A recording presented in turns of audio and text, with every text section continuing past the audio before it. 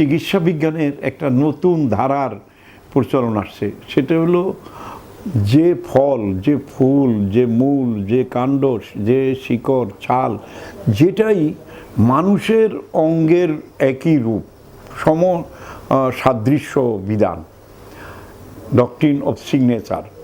মানে লবঙ্গটা দেখতে আমাদের দাঁতের গোড়ার মতো।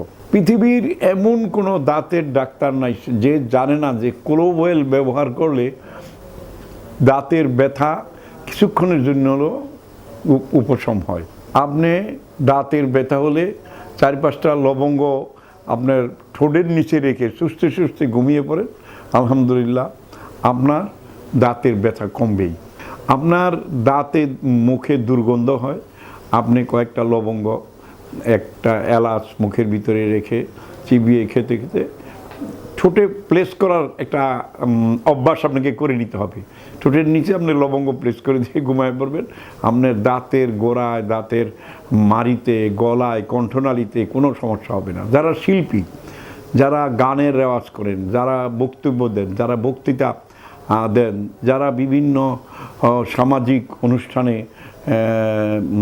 জোরের কণ্ঠ দিয়ে বক্তব্য রাখেন, তাদের জন্য লবঙ্গ একটা মহা ঔষধ। লবঙ্গ আদার মতোই অনেকটা, আদাও যদি আপনি গালে রাখেন আর লবঙ্গ রাখেন একসাথেই গালের নিচে রেখে রেখে চুষে চুষে খেতে পারেন, তাহলে যে কোনো ধরনের বমি বমি ভাব, যে কোনো ধরনের জিভ গলা শুকিয়ে যাওয়া, যেই জিভ গলা শুকালে আমাদের বুঝতে হবে যে আপনার কিডনি দুর্বল হয়ে যাচ্ছে, আপনার প্রোস্টেট সমস্যা দেখা দিচ্ছে, আপনার ডায়াবেটিস আসার একটা ইঙ্গিত সংকেত দিচ্ছে, সেই ধরনের কাজগুলোর জন্য আপনি সবসময়ই মুখে গালের নিচে হয় নিম পাতা রাখেন, নিম পাতা চিবিয়ে খেতে খেতে ঘুমিয়ে পড়েন, দাঁতগুলো একদম ফ্রেশ থাকবে, জিভগুলো, গলাগুলো, কোনোরূপ ব্যাকটেরিয়া আপনার মুখের ভিতরে জন্ম হতে পারবে না।